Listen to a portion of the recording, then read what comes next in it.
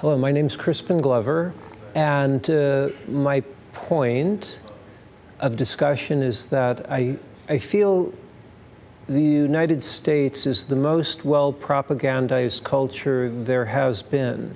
And when I say propagandized, I mean in the sense that there is a negative aspect to films, media, academia, politics, that people are not realizing is not serving them well. Wherein there are either metaphorical or direct points that are being made which really may not serve the people that are actually enjoying those films. What does it mean when there are films that deal with aliens, as in outer space aliens being killed?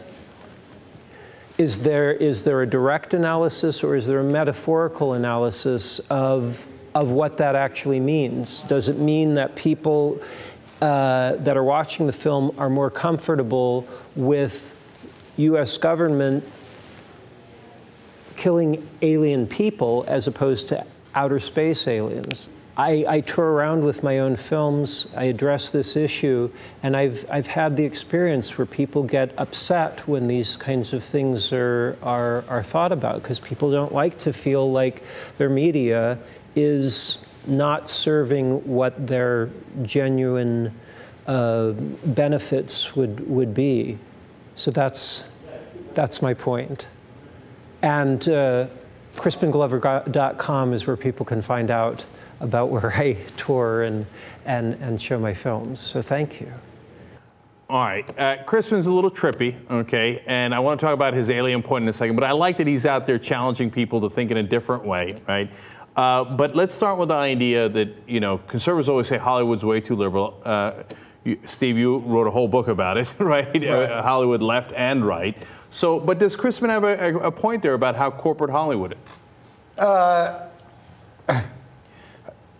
He gives us 2 points, which strike me as so obvious that why are we discussing it?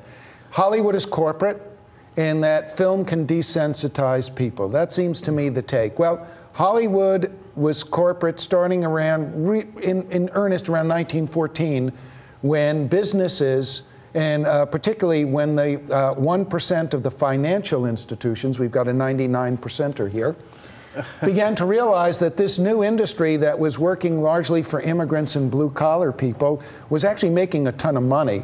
And that's when you got the first corporate bonds being floated by Wall Street. And between 1914 and 1918, you had a huge amount of money coming in from Wall Street. And in return, places like AT&T, American Sugar, DuPont, all demanded, General Motors put in tons of money, and they all demanded seats on the corporate boards of these studios. So Hollywood has been corporate all these years, okay? Now it's just multinational corporate as opposed to just locally controlled corporate. So what's new there? It's a money-making business. It's not a consciousness-raising business. I hear you on that, but I think a great majority of Americans don't see that way at all. I think the conservatives won. If you ask people, is Hollywood corporate or liberal, I bet at least 80% say liberal. Well, here's the 2 things I found in my book, Hollywood Left and Right. The first is, even though the Hollywood left has been more numerous and visible, the Hollywood right has had a much greater impact on American political life, changing the very nature of our state, of our government, undermining the New Deal and creating a very different America. And the second thing is, conservatives will always tell you Hollywood has always been the bastions of liberals. In fact, it's the conservatives, it's Louis B. Mayer at MGM, it's the Hollywood Republicans and the right who fashioned the first permanent relationship between a studio and a party. And starting in 1928, he turns MGM into a publicity wing of the Republican Party. The liberals have never had that kind of long-term impact in the industry. And then Roger Ailes takes over from there at some point, of course not directly afterwards. There's a trajectory, because Louis B. Mayer turns MGM into a training ground for the Republicans. And eventually you can see a trajectory from Louis B. Mayer to his protege, George Murphy. Murphy's protege is Ronald Reagan. Reagan's protege of sorts is Charlton Heston. And then you can leap up to Arnold Schwarzenegger. This is a Hollywood political right that has a tougher political backbone than anything on the Hollywood left. Right, and we didn't get Sean Penn or Susan Sarandon as president. We did get Ronald Reagan as president. And we had a Senator Murphy and a Governor Schwarzenegger. That's right. Now, Rick, you're in Hollywood. You work in Hollywood. What's your experience? How do you greenlight Battleship? Okay, who greenlights that? Who says, yes, that game I played as a child? You sunk my battleship. Bam, go. Spend millions of dollars to make this. Oh, man. And that must be the liberal media that made all the G.I. Joe movies and everything like that. Here's something interesting. I want to just pose this. You remember when a hero saved other people? That was a hero in film. Right. Here's the insidious way they've snuck their crap in here. Is now a hero has killers chasing him, so he gets in his car and drives the wrong way into oncoming traffic to get away from the killers. Right. This is just a little right-wing way of getting into your mind. No, you just simply save yourself. Because all those vans that are flipping and crashing to get out of his way, there's a family in that van. We never touch or address that. It's like the movie Ronin.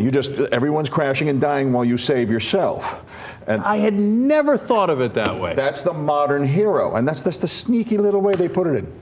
And you know, Rick makes a great point. Who's the guy who's going to make the decision on whether you're going to make the movie or not? The money guy, of course. Yeah. And to Steve's point, huge corporations own these studios now. It's not anybody who's a liberal. It's these giant corporations making the decisions. Absolutely, and we're already seeing that they're definitely not changing any of their ways. I mean, SOPA, which is a huge, element of this discussion, particularly the Stop Online Piracy Act. I mean, it just fits into that model that is like any particular thing that would challenge the studios, just like the internet could challenge the studios in the type of content that is produced by individuals and not by conglomerates. They don't want anything to do with it because they know that there's the money there. Well, on the other hand, though, we make fun of Fox News for saying the Muppets are politicized and all that stuff. But look, there are liberal filmmakers that are very powerful. You look at Avatar; it's a clearly liberal movie. Come on, we got to call it what it is. I mean, does anybody disagree? I think it is. Well, Avatar may be a liberal movie, but James Cameron is no liberal. James Cameron made a very conservative film, Titanic, which passed as a liberal movie, saying, look, why is it conservative? I'll tell you why. I did an op-ed piece years ago for the LA Times. And I wrote that if you were to take a movie audience from the 1920s, drop them into a theater and show them Titanic and say, who directed that? They'd say Cecil B. DeMille. Because it's exactly what DeMille's sly conservatism that passes as liberalism. Here you get Jack, right, the working class kid who wins the love of Rose, and you have that one scene on the Titanic where they put him up in a tuxedo and he goes down and we see how much smarter he is than any of the rich guys. And then we have the shots underneath of the Irish dancing their jigs. Right. And what's the message in the film?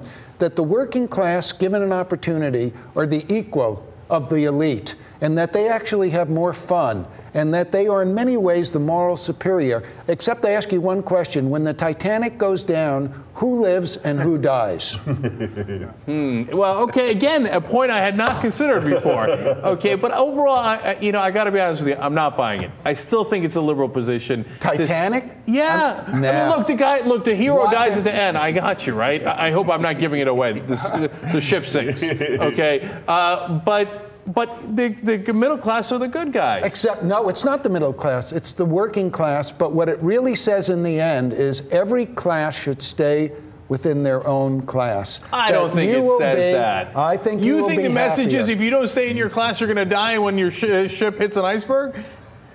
Well, what happened? Okay, well, that did What happen. happened? All right, maybe it's more subtle than I realized. And then the other thing I would like to challenge Crispin's point on is, he talks about how, we're killing the aliens. It's an interesting metaphorical way of saying, like, why when you meet a foreign culture, immediate idea is destroy it, right? And you see that in all the different movies. And my favorite was Independence Day, when Will Smith actually punches the alien and knocks him out. It was awesomely absurd. But I enjoyed the movie. Okay? And there's a reason why they do these corporate movies for the masses, because masses like me enjoy them, right? So doesn't it make sense in some way, Rick? Yeah, well, you know, the big thing to me is aliens don't need to attack humans. Nothing is doing a better job of killing off humans than other humans. We are the deadliest thing that we have ever faced. We are the aliens virus. just merely need to wait. But I know this. It's the little guy beats a bully story, and it's 100 different faces, and that's the same thing bread and circus was. The same thing sports are.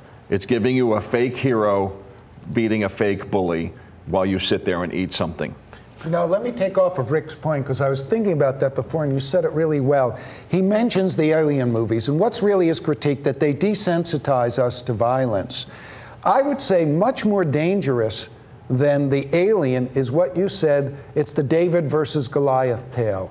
That it's Hollywood, the main, when people have asked me, is Hollywood liberal, is it conservative? What I would say is, if you look at political films, self-consciously political films, the most popular from the beginning of the movie industry to today are anti-authoritarian films. Yeah, absolutely. Where And David Avatar, yes. beats Goliath, starting with Charlie Chaplin and working your way up through, I consider actually one of the most dangerous films ever made, is Mr. Smith Goes to Washington. Why? Because here you have Jefferson Smith, Jimmy Stewart, going up against the Rupert Murdoch of his day, the guy who controlled the radio newspapers throughout the entire Midwest. And in 2 hours, in just 2 hours, Jimmy Stewart solves all the problems and good triumphs over evil. And what anyone who's ever been involved in movement politics knows is we are talking about a commitment of decades, not just years, but decades. And movies like this, while they make us feel good, and they do give us a sense of hope that David can beat Goliath, what they make us forget is it takes David decades to get ready to beat Goliath. And for every David that beats Goliath, you got 99 Davids dying by that one Goliath. Well, if he was here, he'd say, "Oh, Professor Ross, cut it out, you're discouraging people." That's good. All right, so my last point on this is, look, I think some movies are liberal, some movies are conservative, and we enjoy a wide variety of those. But the guys who make the decisions are the guys who are the ultimate deciders, right? And they're the guys with the money. Keep it real.